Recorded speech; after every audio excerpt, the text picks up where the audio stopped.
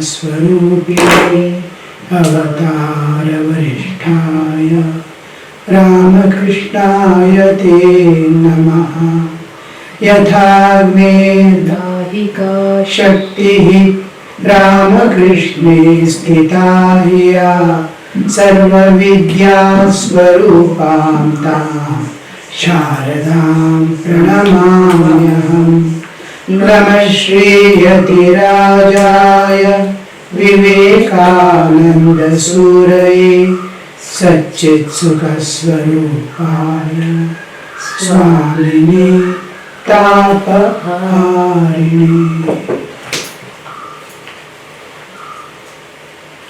Yes,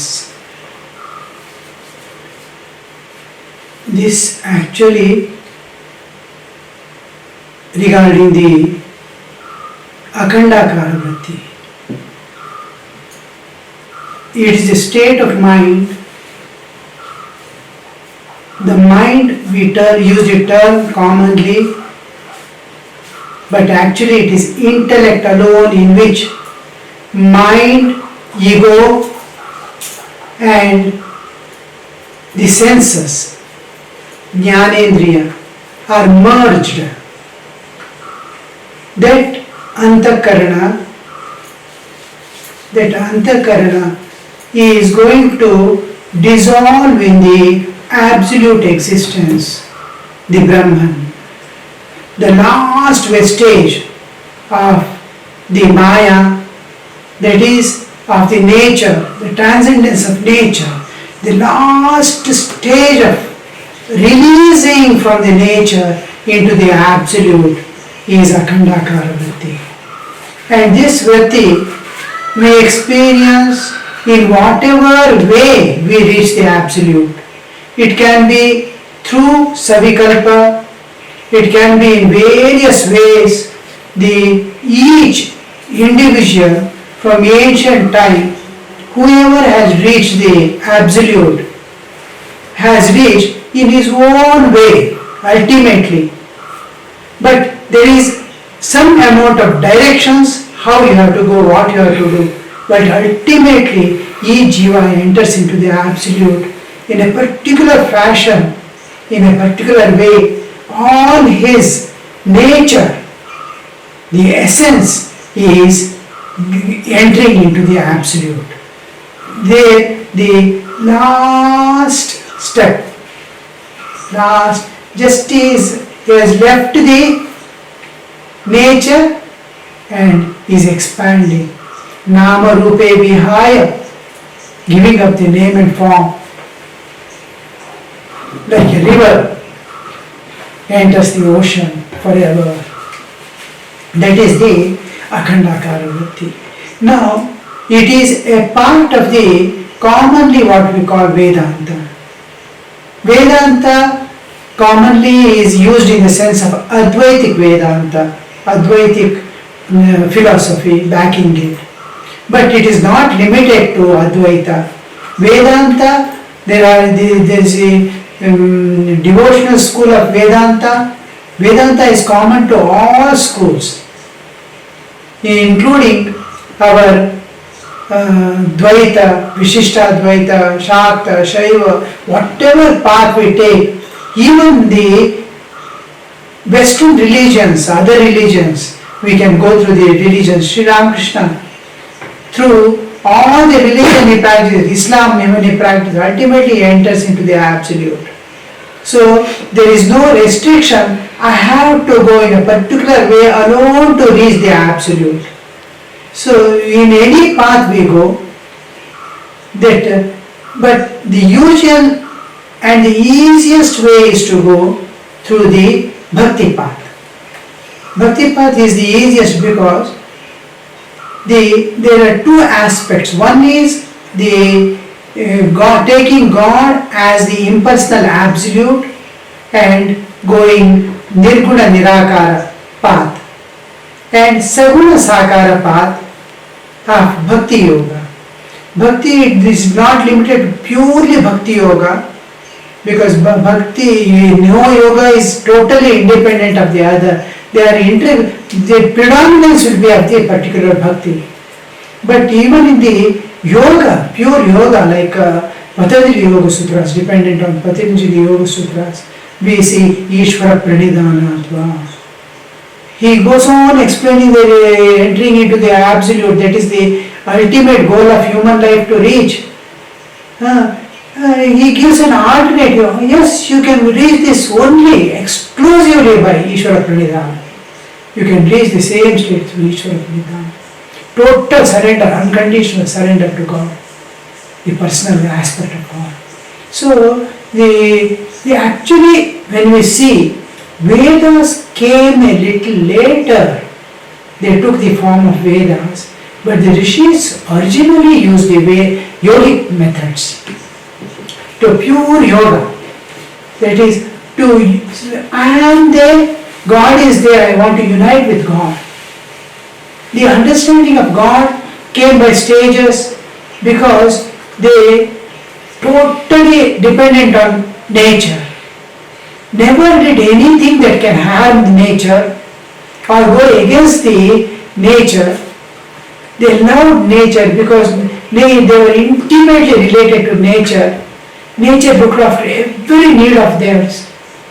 The joy that nature gave, the love that she poured upon the jivas. We are busy with science and technology, we are not able to understand. Otherwise, nature constantly radiates love, peace, beauty, bliss, perfection, purity, divinity. All these are flowing, it's radiating constantly. We have no time to pay attention, but they had plenty of time, because nature poured her love and gave whatever they wanted. So the love of nature made them to hug her to the best, you see, hand to her for everything and love her and serve her in whatever way. Any animal, any insect, everybody had a place in this world and received the love and respect of every sage, because they belong to the nature, part of nature. So this nature, as they started moving, expanding in nature, nature is infinite as it is relatively for our understanding. They went on expanding their consciousness. What is there? What is beyond? What is, how does it? Slowly they came to their own self. Who am I? What is this sleep? What is death? All these things by stages went on expanding. So, when we come to the particular aspect of what we are going to take up today, the Khandakara Vritti is total expansion to the cosmic level and trying to enter beyond. The sages went by this method, then they found a energy, the one common existence of the whole nature. We are all parts of one existence. They came to the material aspect yet, because the nature was material nature in the waking state. It was Virat, we say loud. There was the transcendental aspects, other aspects of subtle, the Hiranyagarbha and the causal, the Ishvara. All these layers of existence were there. But this was something beyond. They expanded themselves into the Virat. Then they expanded. The further expansion was through the subtler and the causal level of expansion. When they went to the causal level of expansion, then they saw the Ishvara. The energy, whatever energy or whatever exists cannot exist, or nature, they saw the whole thing as just pure energy emerging out and manifesting into the whole universe. This energy they called at the base energy, they called the Prakriti. This Prakriti was the basis of all existence there. But this Prakriti energy later on they found, energy cannot exist independently and manifest into a universe and all that without a something backing which is unchanging. Because the moment we see the nature, everything is in a constant flux. Everything is moving in a flux. So if everything is moving, what is unmoving which is making this move? So they went to they saw in their own existence the gross, subtle and causal, how they enter into sleep, what makes them think, what makes them work, act, was the consciousness manifestation. If consciousness is not there, nothing will work, nothing will act. So behind the nature there is a consciousness. This is the path they went. Then they found the Ishvara, the consciousness which is supporting the whole creation and pervading it, existing it everywhere, omnipotent, omniscient, all these qualities, everything they found out. And what is beyond? Can we go beyond? Wherever, even after going to the Ishvara, they found they are within the realm of time and space. Just like we go into deep sleep, become one with the Ishvara and come back again to the waking state, I mean this. Oh, when in deep sleep also I was in the realm of time and space.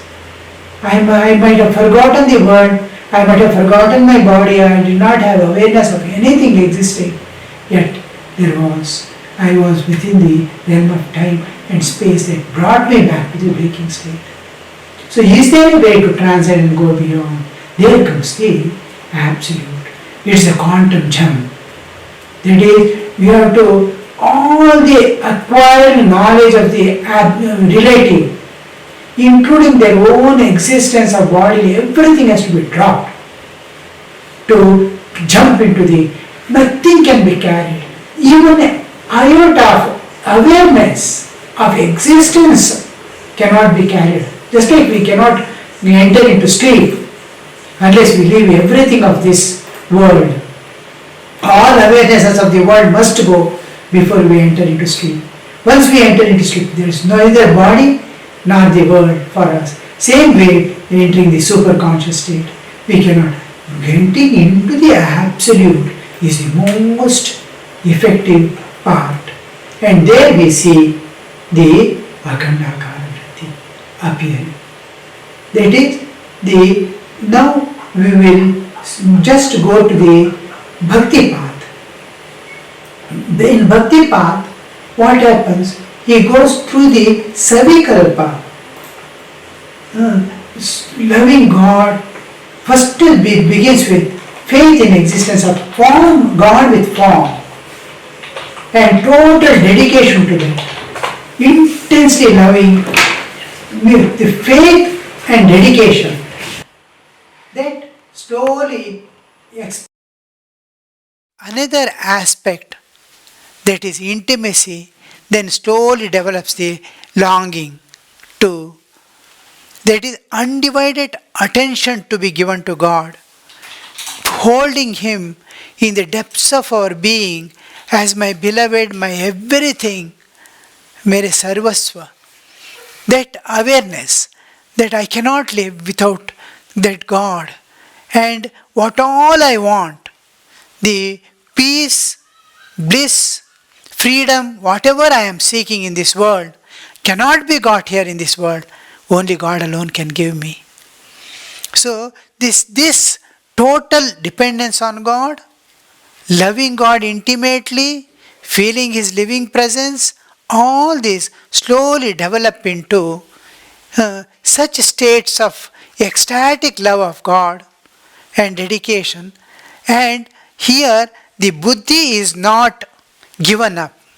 Just like a Advaitin doesn't give up the heart, he continues to have the existence of heart. Same way, here the Dvaitin, who is going in the path of bhakti, doesn't give up the intellect, because he is engaged with the heart. The reasoning he will not give it up. Reasoning he uses to detach himself, to acquire dispassion towards the world. He uses as viveka, he converts the power of intellect in reasoning and things converts into viveka and uses it everywhere. To see that he is totally untouched by the world and nothing affects him. He is able to do all the activity. He doesn't give up the work and responsibilities, duties. He does everything as an offering to God. No part of life is given up by the bhakta, but he carries God with him wherever goes, he enters. This one important aspect of bhakta pleases God and forces him. He is doing everything. What all I expect, what all responsibilities and duty I have given, wherever I have kept him, God also tests from one place to another place. He takes away all your support and sees. Now also do you want? Now also you do want? Everything, wherever he keeps, he is able to accept wherever, in whatever state he keeps, and discharge all his duties and responsibilities. Now, the God is compelled to give him his vision. Yes, my child, you are ready. I have tried and tried. I have put on ordeals and you have passed through all the exams. Now I will reveal yourself. Now, reveal myself to you. Now, you see, he can reveal himself coming in the form of a person. As in the life of Aghoramani Devi, the Gopalarma, so many saints of Maharashtra, you will see God physically coming and moving about. God can come in that form. God can give a Divya Chakshu like Arjuna to see his divine form, the spiritual form, or he can take him to the super conscious state of Nirvikalpa Samadhi, wherein the Chidakasha, the space of consciousness, this is space of matter, space of mind, Chitta Akasha, Mahakasha, and Chidakasha, space of consciousness, the spiritual realm. In that he can take and give him the darshana. He can reveal himself. Now, after revelation, there will be communion. Communion word is a very important word in Bhakti school. Communion is practically expressing the feelings and thoughts, exchanging. God is going to express his feelings and thoughts, and I am going to express my feelings and thoughts. Intimate. So, this part is extended by giving a love body to the jiva. In the Chidakasha, Tijakasha, he cannot take anything. Even mind dissolves in the intellect before he enters into Chidakasha. Intellect, that is pure intellect, which doesn't carry any impression of the world, of any type. That pure, it is filled with God, it is dipped in God, it is pervaded by God. Except Chaitanya, nothing is there as if. So this intellect is there. Senses, 5 senses are there to perceive and meet God. These are also charged with divinity. No vasanas of the samsara. This combination will be there. Ego also will be there. The divine ego of I am a devotee of God, I am child of God. The God provides him with a love body. Just like we get dream body, we get this one. Now, many years, this affair passes through. Again and again, entering Savikalpa experience, repeated experience of the God's form. As the intimacy grows, they want to become one. Now, the God understands the feeling of the bhakta. Oh, he has to experience now my other impersonal aspect. He is trying to dissolve in me. Two forms, in the form of forms, cannot merge in each other. because space and time exist there also. It's spiritual time, spiritual space, yet time and space is there. Within the time and space, two objects cannot take the same place at the same time. They cannot merge, forms cannot merge. They start dissolving. Then they dissolve as the intimacy grows. The form of the bhakta also is dissolving, the love body is dissolving, God is losing his form and dissolving into ekarasa. This last vestige, when everything is dissolving, I am one with Lord, I am one with God, I am one with the Absolute. The absolute awareness remains throughout the mind of God. Is eternal. God is ever existing. He is infinite. His ocean of bliss, peace, love, absolute. All these awarenesses will be there of the absolute behind. It is come in the form of, for my sake it has taken the form. And He has lifted me to this level of, to be in intimacy with Him. Now, the three are there. The Jiva, the pure spiritual existence of Jiva is there. There is the universal consciousness, the God, and the Absolute. How it looks like is one ocean in which a big wave has come. In that wave, one ripple is there.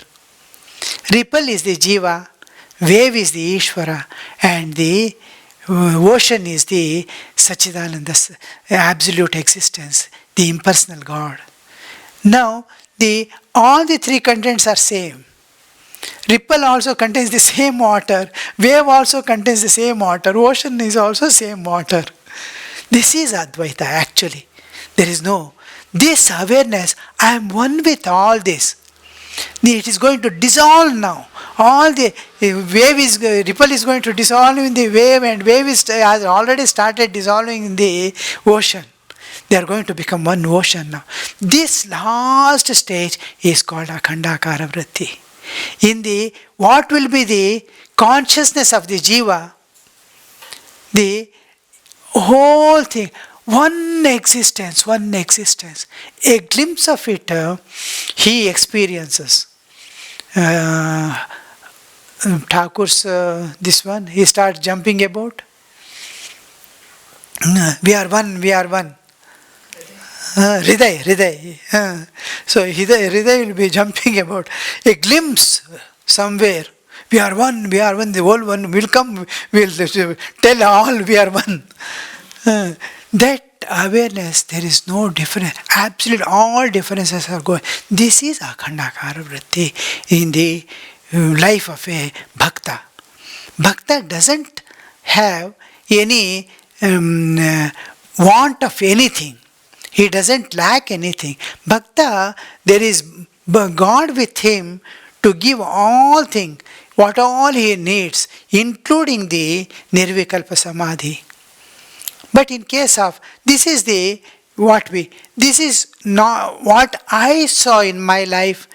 All our monks of the Ramakrishna order, they have passed through this way of going. Most of the Yatisharanji Maharaj, all this, as far as my knowledge goes, and my observation goes, it is this path they went. And Thakur was the ocean of bliss, peace, love. He was everything for them, to whom they had handed over their entire existence to him. So that is now there is another thing, the Advaitic path. The Advaitic path which the Shankaracharya propounds, and all the later on, the Madhusudana Saraswati, Vidyaranya and all those followed, was another, the pure Advaitic path. But they could not have the pure Advaitic path as it is. What is, in other words, we have to say, as our three states of existence, analysis of the three states of existence, Jagrata, Swapna, Sushupti analysis, and going through that, or the Panchakosha path by which we go. But they adopted a middle path, bringing the Patanjali Yoga Sutras Patanjali in the Ashtanga Yoga, they started practicing, and coming to the maturity state, then they started the Advaitic aspect. In that, traditional ways to go to the Guru's house. Now, as a disciple and as a spiritual aspirant, he goes. The Guru expects certain things, transformations to happen. Here, he has to live with the Guru in a monastery or in the ashrama where Guru is staying with number of disciples and Guru Mata and a few others helping hands. They have to live in that. And the Guru wants them to be together always, the disciples, so that they are of different nature. They all are different nature. Each has his own independent nature. He get adjusted to the nature of other man. He is living being. He is a man. He has come to the ashram, match with him. So to live in that and adverse circumstances, adverse situations, they are never given any kind of comfort. They have to walk without slippers. They have to go to the forest, pick up the wood, this, that, everything. Looking after the cows, all the ashrama activities have to be done only by them. Everything is managed by the Guru Mata. So all these things go on continuing nicely. So this training, little by little, stage by stage training, first is disciplined life and accepting the world as it is, accepting the situations as it is. What is my part here to be done? How can I help a person? What all services I can render? All these things. Then the moral perfections are brought into life. One by one. Then the Ashtanga Yoga practice also simultaneously brought. First thing Guru sees is humility. He has total humility that Guru can teach everyone. If he thinks I know, then Guru cannot teach. I have, Guru cannot teach. That humility and acceptance that I don't know. Each one thinks, I know something. No, we don't know anything. When we come to the spiritual world, we will know any amount of knowing is zero only. We have extended and expanded our ignorance, that's all, by learning and knowing. Independent of this, all knowledge we have got is like blind attaining the knowledge of light. They have never seen light. So the disciple who understands this will immediately surrender. Oh, that's a field which we cannot understand. Guru alone has to give. This begins in every field. Vedic chantings, the working field, carving, painting, housekeeping. From here, the learning begins. The disciple asks, how shall I do this? How shall I do this? How shall I do this? He doesn't take immediately. I have lived so many years already. I want to learn from here. I have come here to teach as if. No. You might have lived at home, but all that you have to forget and be a disciple. From disciplehood emerges the sadhaka. When the sadhakahood comes in him, seeking God, and he is indifferent to all things, blames, problems, this, that, he is indifferent, then the sadhakatva has come in him. Now he gives him the spiritual disciplines, yama, niyama, pranayama, pratyahara, all these things are brought into his life. Now Guru will be talking to others, elders, the sadhakas, other sadhakas constantly. Make these disciples to sit together and listen. The Vedantic Thakur used to run wherever discussion is going on in those days. What will he tell about God? This. And whenever he practices anything, that particular type of sadhakas used to pass. He used to exchange his experiences, their knowledge he used to gain. So, like that, Guru goes on supplying as the need of the disciple, how he is progressing, what is his need. Finally, when he gets acquired with Nityanitya Vastu Viveka, Iha Mutra Phalabhoga Viraga, Shamadamadi Shat Sampatta, and Mumukshutva. These are 4 requirements in the Advaitic path. Nityanitya Vastu Viveka. Anitya, when he knows, he will not touch even by mind. Oh, this is Anitya, is passing things. I should not attend to this. Whether it is a quarrel, or it is a love, or something eating, or the enjoying. Oh, no, I have no time.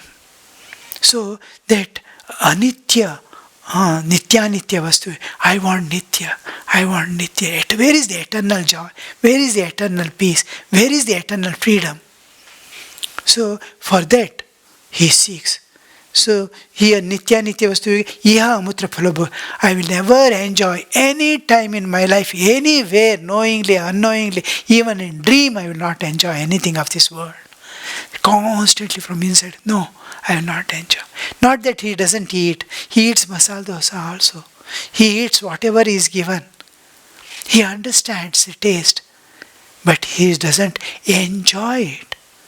The taste he offers to God, food to the body, everything. Sleeps on the ground in the winter. All dualities he suffers. Whatever suffering comes, he forbearance. So, Nitya Iyamutra Phalabhoga Viraga, Shamadamadi Shama, control of mind, wherever he wants, he can keep his mind totally absorbed. It will not shake. Shama, Dhamma, control of senses, wherever he wants senses he can keep. Shama, Dhamma, Titiksha. Titiksha is forbearance.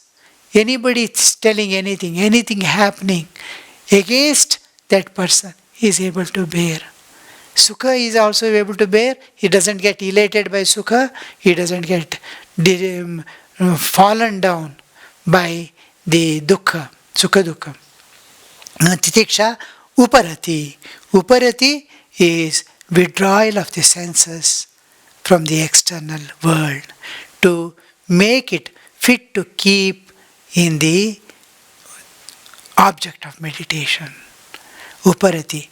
Uparati, another meaning is sannyasa.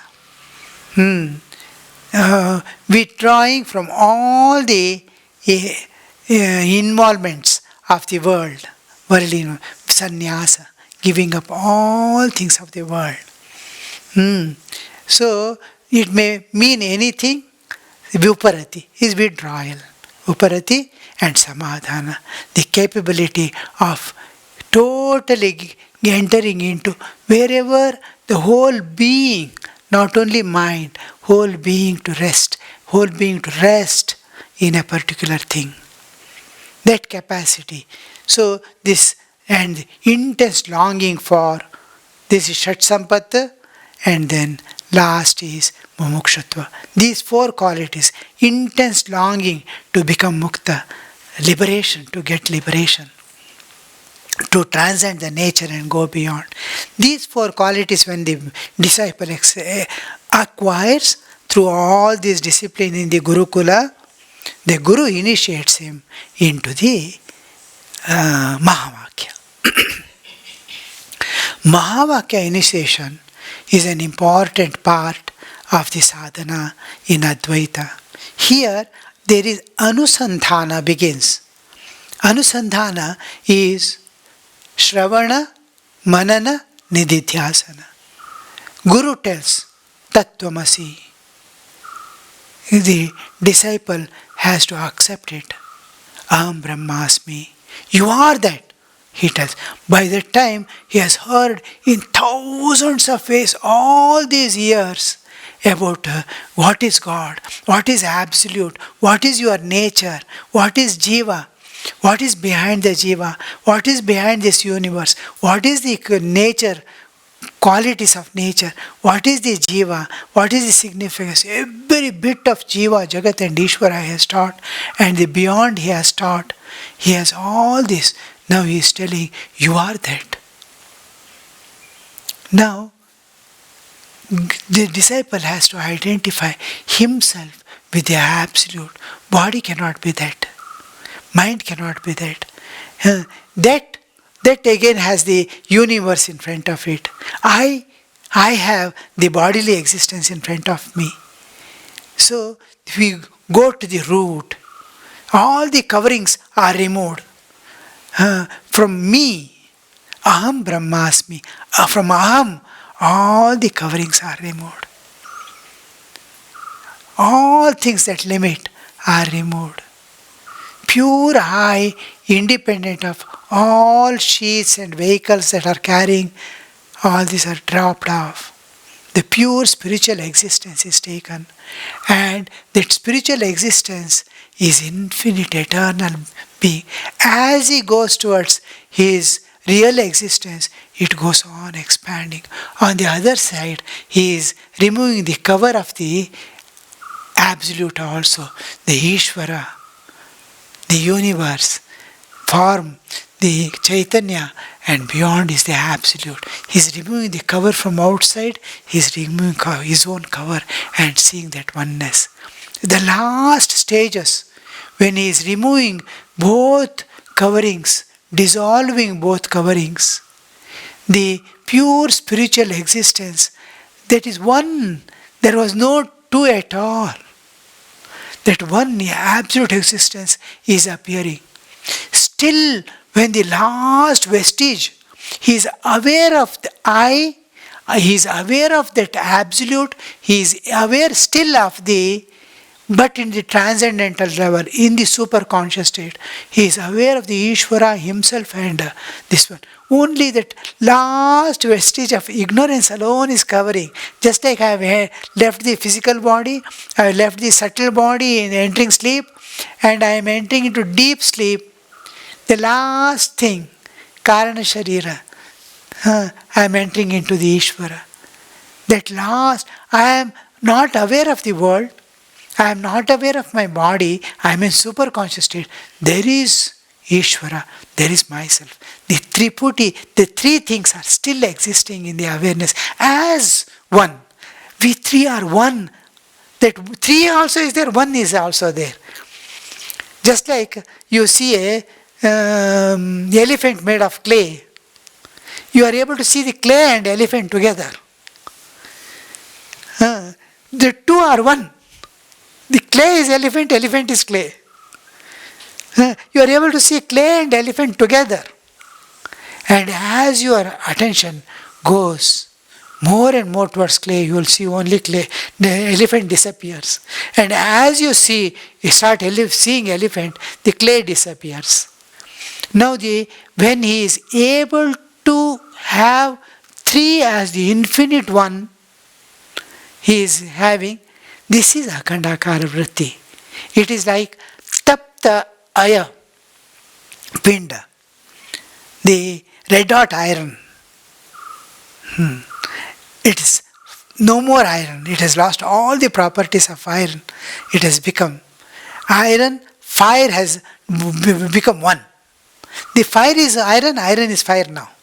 When it has become red hot, it is not separate from fire. You call it iron or you can call it fire. So it is like that. The Ishvara and this one, as I have last, that Triputi dissolves. The three differences dissolve. The experience dissolve. The experience dissolve. The experiencer dissolves. Object, the experiencer dissolves. The Triputi dissolves. And one Akhanda Satchidananda Sagara will be there. This last point, where there are three Jiva, Jagat, Jiva, Ishvara and the Parabrahma, Brahma, the three are there as one. As one. They are three as one. That is Akhandakara Vritti. Imagine where we have to go to reach this stage. And this is the traditional Advaitic way of going. Now, usually this path, very few like Totapuri Maharaj and all, they used to practice. Now also a few are there practicing this type of this one, but it needs total exclusion and gurus to live at the guru's feet till the total realization. Guru says, yes, you have realized, and he has to pass through all the training to remain in the adverse circumstances with varieties of people unaffected at gross level, then subtle level purification, then causal level purification, then the bija rupa vasanas removed. People will start running away at the beginning itself. No, I can't. So the another Vedic way of going is there. That is going in the, this is the Vedic path. These are called Vidyas. There are varieties of Vidyas. Sri Vidya is there on the Shakta side. Here in Vedanta we come across the Dahara Vidya. It's an important sadhana, Dahara Vidya. In Dahara Vidya, it is, we are not concerned much about the, one thing is, I want to realize God must be clear. I don't want anything from this world must be clear. That anything, at any time, anybody scolds, you should not feel hurt. The innermost, that ego, because I am still seeking somebody's recognition, I am still something. That I may react, I may do my duty. Thakur says, you can hiss, but not put the poison inside. So you may hiss, but inside he is calm and unaffected. He is doing his duty joyfully. That getting unaffected state, it shows that you are not seeking anything in this world. I don't want anything in this world. Yes, real.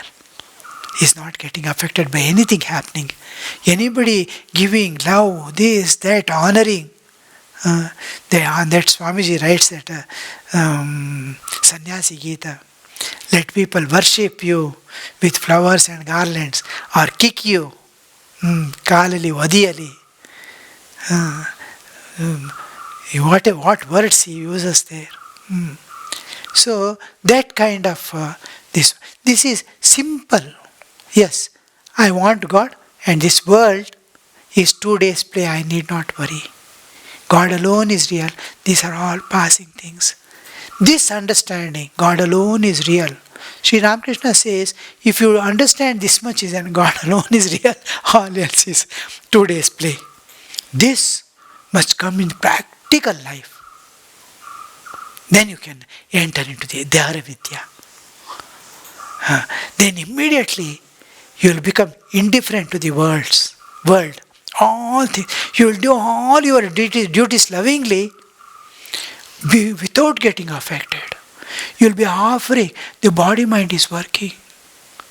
Inner thing is entirely different. Now, the moment the person sits for meditation, the world slowly sets off, like sun setting. World sets. This is Dahara Vidya. When you sit for meditation, just like sun sets, the world sets. No thought of the world, of anything of this world comes. From inside, the sun starts shining. The awareness of the God. Whatever aspect I love, as form or formless, it comes in full bloom, unimaginable. The world is forgotten. He is in his own world. Just like Thakur used to, just hearing a song or something, suddenly enter into that kind of inner awareness. These are simple steps and it is possible for everyone. I am not telling something which is impossible. Just the sincerity of the heart. Yes, I want. This world is this much. I have seen the world through and I am seeking. Then, when he sits, the inner light, first begins like a full moon day, night of the full moon, and slowly starts glowing. In that light, you will see two important things: absolute stillness, no movement of anything, absolute silence, no, it's nothing, no sound, no movement. It is just bliss enveloped in bliss, joy enveloped in joy, pure joy and peace dawns. This when you start without enjoying it, observing it, the moment the state comes, there is one fault, one obstruction called the rasaswadhana. Most of the sadhakas start enjoying. Many don't enter because it's a very high state for the world to fall off. And once they enter, this rasaswadhana begins. If the awareness, where is the reality? Where is the reality comes? In this silence and stillness, we will see the content of the silence and stillness. The silence has a content inside. Then you will start hearing the anahata dhvani, the inaudible sound of creation. The creative impulse is continuing, and it has projected the inner silence and inner stillness. The content of the inner silence and stillness is anahata dhvani. And this dhvani goes with the awareness of the Chaitanyik awareness. The first time we will experience the light of consciousness touching you. And I am touching that light of experiencing. It will be just like, this experience will be, the experience of Chaitanya will be just like you are experiencing coolness when you open a fridge. The coolness pervades you, comes and touches you. You can't see the coldness, but you can experience it. Like that, you'll experience the Chaitanya. The Chaitanya is Ananda. See, the stillness itself, silence and stillness itself was giving Ananda. His separation and observation, where is the reality which I am searching? Made him to enter the inner realm of the inner content of the silence. The content of the silence is the Anahata Dhvani. With the Anahata Dhvani is a Chit Shakti manifesting to become the universe. You have gone there where the universe has emerged from, and universe is come in the form of matter, it is being seen. That Shakti is there in the Anahata sound, and the Chaitanya is one with it. Pervading that Shakti, the Chaitanya is there. This Ananda is a higher type of Ananda. Here, many times, if the Jiva belongs to the Vishnu Amsha, he gets the vision of God, forms of God. He starts seeing, again he sees horizon opening, no objects anywhere, nothing. It's a space of joy and peace and Ananda. In that you see one by one forms of the gods appear. If he is jnana oriented, then it takes so slowly that brightness, bliss starts expanding and enveloping him slowly. He has lost already body awareness. He is there with ego, experiencer ego of pure spiritualhood and the pure intellect which is ready to enter into the transcendental realm. Such a pure intellect. The senses are merged in the intellect. The buddhi is carrying the mind also as dissolved in the buddhi. Buddhi with ego is just searching for the, because he is belongs to Shivamsha, the senses are also dissolved. Now he experiences a deeper and higher level of peace and joy. And then he sees like a funnel expanding, expanding, expanding. He himself is expanding. He is expanding. The conscious concept has not yet clear to us, and we have not been introduced from our childhood to the consciousness Chaitanya. Otherwise, it is a play for a man to enter into God, enter into the Absolute, enter into Ishvara. It's a play. It's expansion of consciousness. What else is there? The basis of I am that consciousness. I am expressing through this body and mind as a puny being, human being. I am that consciousness that has not been introduced. There I will see that my existence, in spite of buddhi, the buddhi is also has become charged with that Chaitanya and it is expanding.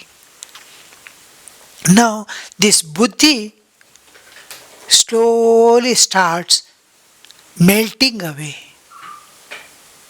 When buddhi starts melting away, ego starts expanding with the Chaitanya.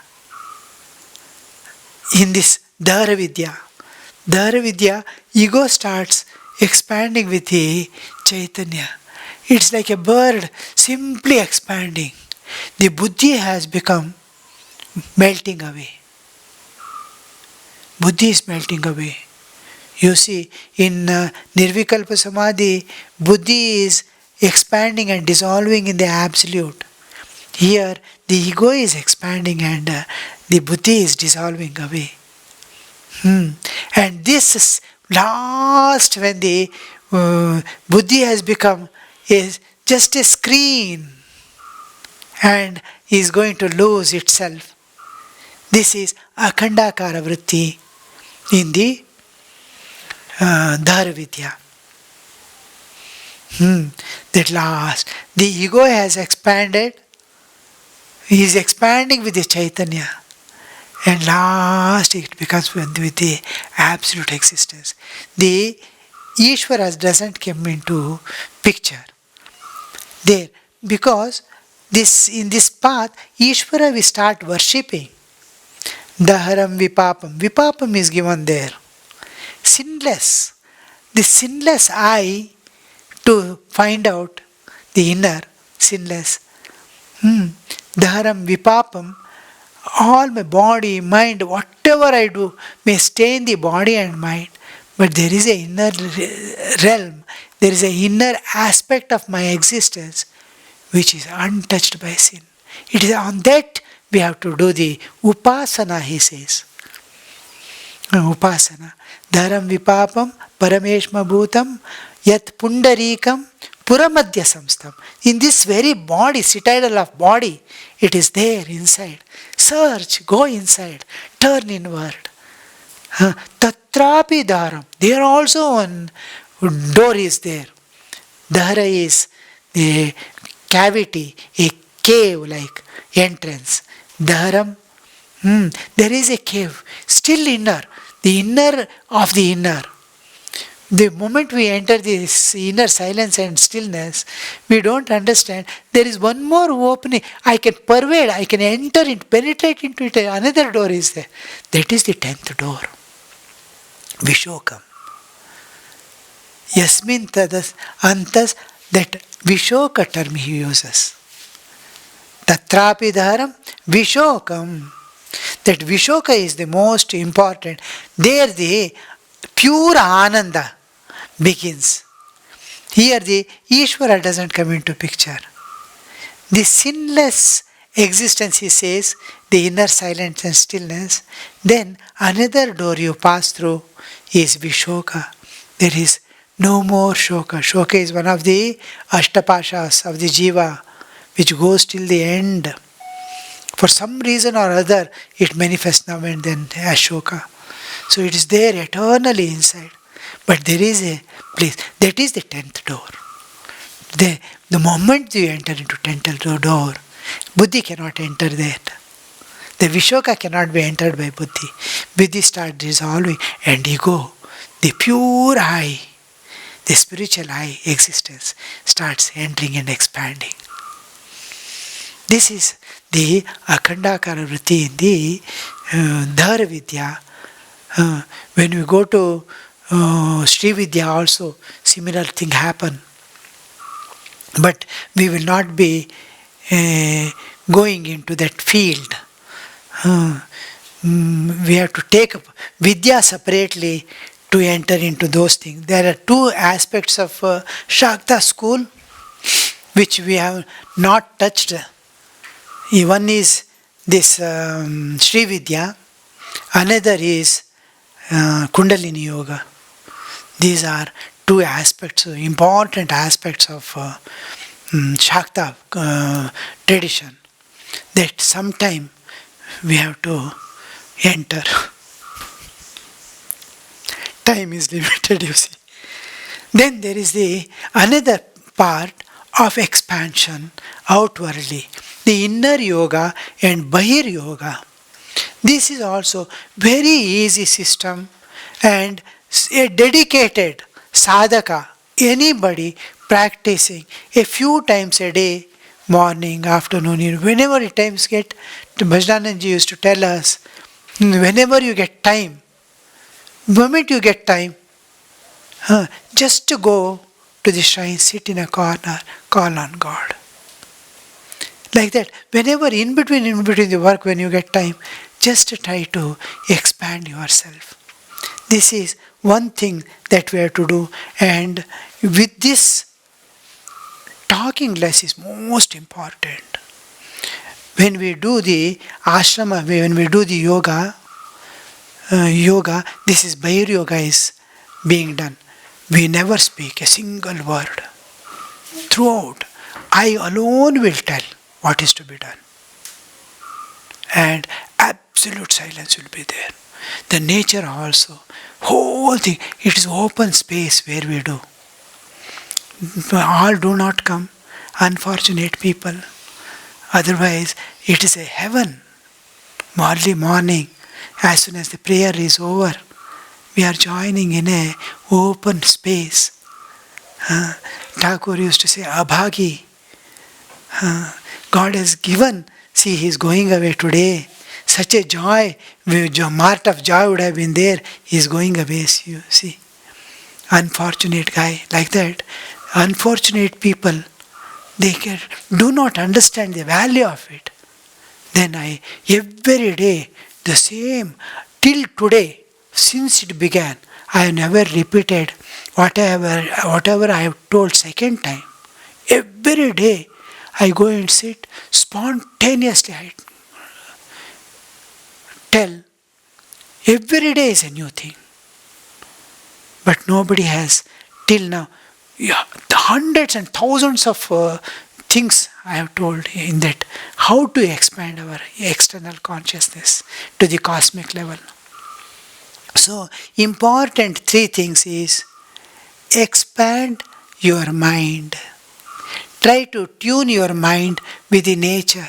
Look at the beautiful nature, calm and beautiful nature. Various aspects of nature you see. In this nature, constantly radiating the bliss, peace, love, beauty, all these aspects. When you start tuning, they will start manifesting in you. You feel blissful. You start radiating peace and bliss. In yoga, there must be absolute silence. Physical yoga, Physical yoga is the yoga asana. It is yoga asana. In your yoga sthiti, you are doing asana. No other thought must come. I must expand to the cosmic level of existence. So you tune your mind to the nature. Go on expanding it, expand it, expand it. At the gross physical level, we expand. As we start expanding to the gross physical level, then there is the another aspect. There are innumerable jivas. You will see 14 lokas, innumerable beings in that. Bhu, Bhuva, Swama, Janata, all lokas are there, various planes of existence interwoven. Whichever loka you can tune, you can see that. So, loka, in each loka, innumerable jivas, all those you will bring to mind. Then each jiva is there in one particular place, like we are, in different places according to their karmic load. The nature has taken there to work out the karma. So that karma, sukha dukha, it is experiencing. So one is in Vitala, another is there in Bhuva, another is in Maha.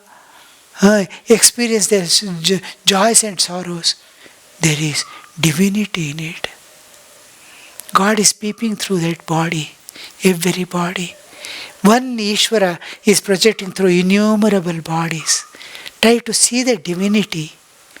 Offer your heart's love, endear, expand your heart to be one with the all beings in this universe at all levels of existence.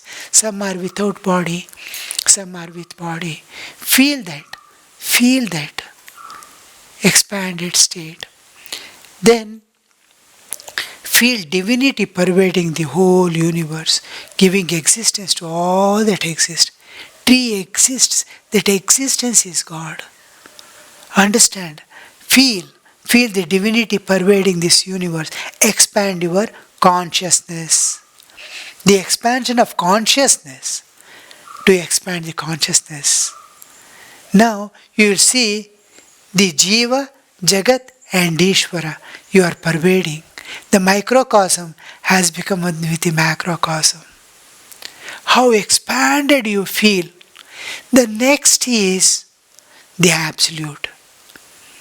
You expand. Once you expand to the cosmic level and the microcosm has become one with the macrocosm, the same state is attained in another way also. That is, I am my body, mind, physical existence, I have owned it. I have separated as if. Now, space is there. Space is akhanda. Mind is akhanda. Matter is akhanda.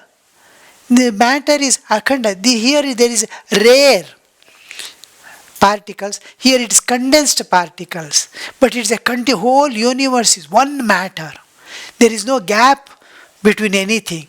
Here in between there is space, which is subtle matter. It is one matter, one mind, one sense, all senses together. I have fenced the akhanda space and telling this is my area. I have put a fencing. This fencing, if I remove, it is akhanda. It was akhanda also, even otherwise. So, when I offer my bodily existence into the cosmic existence, there will be one akhanda space. When I offer my subtle body, there is one Hiranyagarbha, one existence, cosmic. My mind has become one with the cosmic mind. My senses have become one with the cosmic senses. My pranas have become one with the cosmic pranas. Similarly, causal level. My causal body, I will dissolve in Ishvara. So, this is also the same thing. I am growing from microcosm to macrocosm. We have to practice this sincerely every day till we understand what is consciousness. So, when we expand to this level, there is Jiva, Jagat and Ishvara. Jiva, Jagat and Ishvara were three different entities. Now you will see they are one entity, there was no three at all. Just like in dream, when you wake up, oh, there was no dream world at all. There was only one mind, it was appearing as a dream world. So one mind was appearing as dream world. There was only one mind. So when you grow to the cosmic level, you will find in cosmic level, oh, there was no two at all. There was one vast cosmic existence. It is a seamless, sectionless, divisionless. There is no parts. It's a one whole existence, homogeneous existence. Just a separate existence is floating in the absolute. Floating in the absolute. Just like ice floating in water, which is not different from water. Ice is distinct from water, but not different from water. This whole universe looks like the ice floating in water, the absolute existence and the whole of the relative existence. This relative existence, the one vast existence, is I am now, I have expanded myself to the vast cosmic existence. This expansion into one, it's exactly like ice floating in water. Ice is also water, water is also water. It is a distinction is there, no difference is there. Within also there is no difference, without also there is no difference. This, I have grown to the cosmic level. Now, I am the observer is there. Oh, this is one with the absolute. There is distinction, no difference. I am observer is there. One with the cosmic universe. I am universe. Oh, I am one. I am one. Now, this I, which is observer and one with the cosmic existence, observing the absolute when it starts dissolving, seeing the absolute, my individuality, my identity, all things are dissolving. That is Akhandakara Vritti. There also Akhandakara Vritti comes. The last dissolution into the absolute. So, but one thing we have to remember, you may dissolve. Nothing exists. Absolute existence. The Satchidananda Sagara, ocean of bliss, peace, love, absolute. In that you will see, you will not see, but there exists the Divine Mother.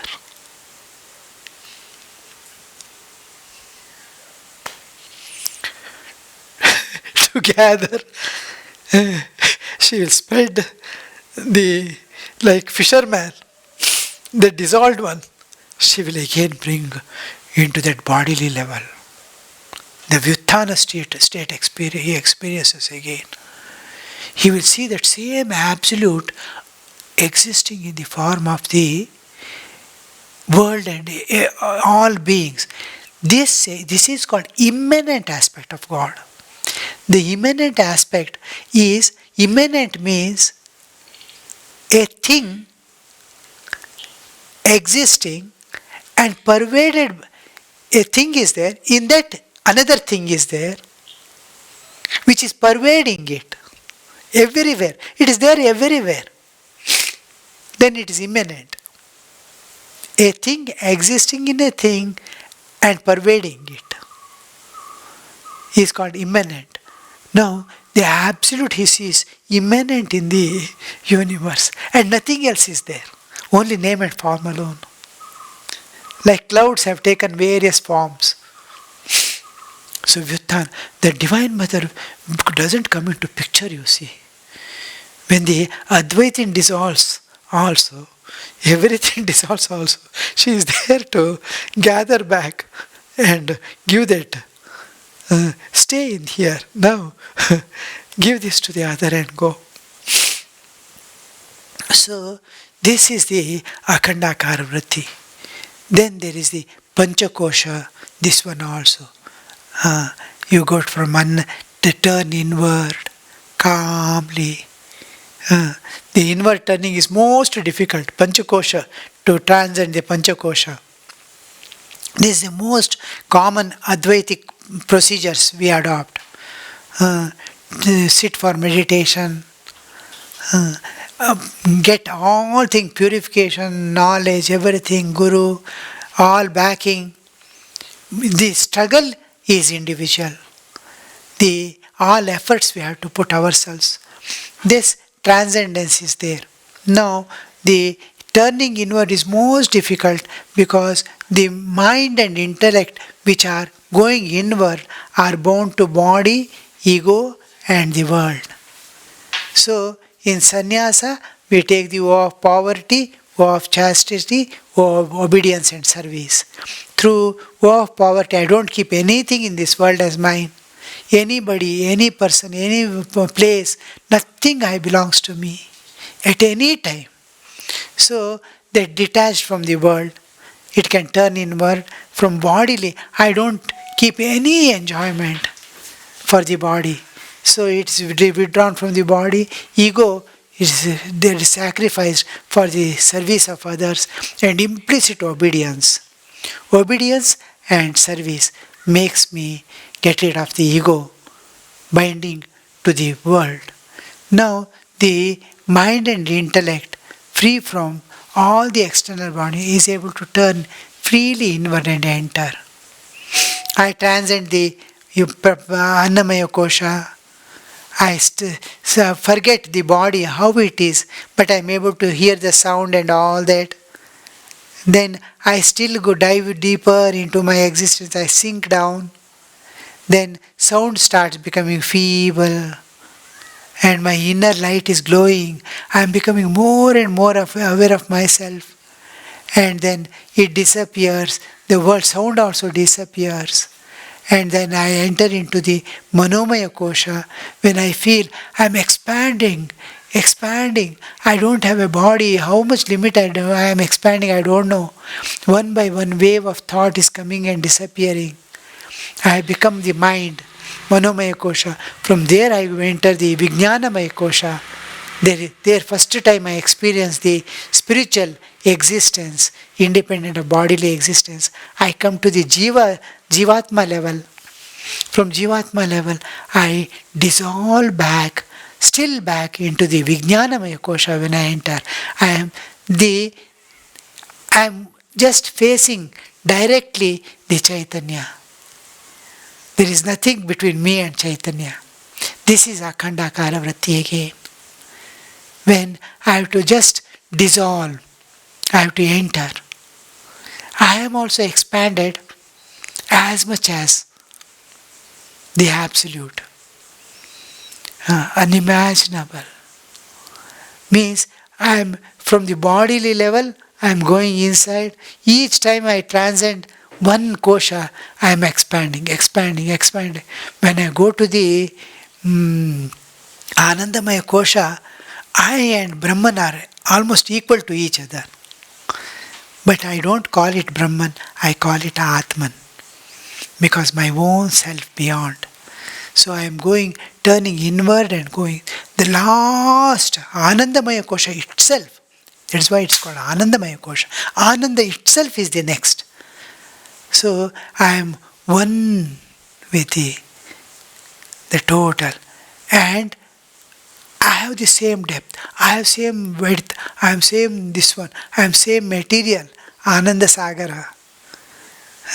It is two Sagaras are entering into each other to become one. The Tripurti dissolves as two oceans entering into each other. In kosha, when we enter through the kosha, as I am going in Vijnana Anandamaya kosha, I am equal to the Absolute. I myself is equal to the Absolute. It's a beautiful, these are the various, this one. And one thing what we in sannyasa life, a speciality is there which all householder sadhakas have to adopt. This is exclusively the awareness of how does, now suppose Yatishwarananji or Bhajanananji or Tyagishananji Maharaj or these Swamis, great Swamis, Thakur, direct disciples, what was their awareness? Holy Mother, all these people, how they lived in this world. This exact imitation that a sannyasi means, what is it? That every householder must become that to accommodate God and be one with God and experience God and realize God. That is, suppose you open a person and see so many things are there. His son, daughter, daughter-in-law, grandchildren, this, that, then enemies, friends, business, all these things are filled inside. Even in monastery, you will see the headquarters. One letter comes from headquarters means they will start shivering. So many things. Another Swami, Brahmachari, this, that, with who he has fighting, another whom he loves and serves. All these things are there inside. Just open and see what is inside. And see if they are not there, nothing is there, empty. A sannyasi, a true sannyasi is inside is totally empty. He has kept everybody outside. He has not taken anybody inside. There is lot of space. The body and mind become so light. He doesn't carry anybody inside. In mind or body, nowhere anything is there. Open any part and see. You'll see. That's what Hanuman shows, you see. What is inside. If anybody opens anybody inside and sees, that emptiness we have to create. That emptiness inside, and outside no holdings. No holdings. Thakur was asked by his Shambhu Malik's son or somebody. He has asked to leave. He immediately puts his towel on the shoulders and starts walking away from the temple. Then he comes running and says, no, not for you, not for you. Means he is not holding on anything in the outer world. No holdings in the outer world. Nothing inside. This is an important stage where clothes fall off from the body. Cloth cannot remain on the body. Internal emptiness, Thakur sir, keeping the cloth in this one and moving about, is this state. This has been employed by the Jains to move naked. That nothing outside, nothing inside. What to hide the skin when there is nothing inside? When it falls off. In women also, you will see Akkamahadevi having that state of total emptiness inside. This is an important thing that every sadhaka must cultivate. Now and then see anybody is entered inside. Oh, no. I was telling, by chance, a monkey enters inside. It has no place. It will go slipping here, there. It cannot stand also. It comes out. So much. Only God can. Like a balloon, He can expand and occupy all the place. When Radha used to fall unconscious, the Sakhis used to say, don't touch her body. Krishna is pervading that body. Like that, we have not given place for anybody, in God at all. All people are there. One scene, one person coming and sitting by the side and going away has already entered inside. And my likes and dislikes are attached to it, then immediately he will not leave the place at all. Many, many days, it disappears also. That person, he did like that, is there inside. So, how to keep that emptiness? How not to? We have to very clearly, repeatedly, we have to pray. Make me empty, make me empty. खाली कर दो मुझे, खाली कर दो. इतना भर गया है कि वजन ढो नहीं सकता. I cannot carry this weight anymore. You empty me, occupy me. So, this is one thing. When you see, you are always in the Akhandakara Vritti. Because you don't feel the difference between inner world and outer world. There is nothing to separate inner world and outer world. Body was separating. Now you will see that oneness is there at all times. Everywhere. Wherever you go. This Sri Ramakrishna used to say, wherever I am in Ayodhya of Rama.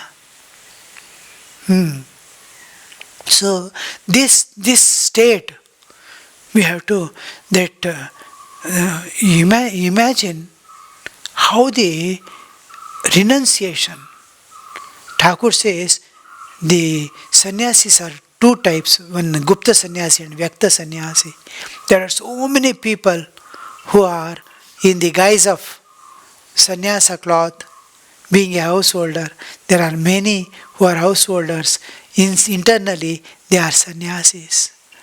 So we have to become this state of inner emptiness filled with God and divine things is called Rishi. A Rishi is called Rishi. Rishihood. Thakur wanted the Rishihood to come back into the world. This Rishihood is most important giving of Thakur to this world. Become Rishis, become sages, become sages. Now we understand what is to be a sage. What is to be a sadhu. How do you identify a sadhu? He doesn't have anything except God inside. So, this is about the Akhandakara Vritti.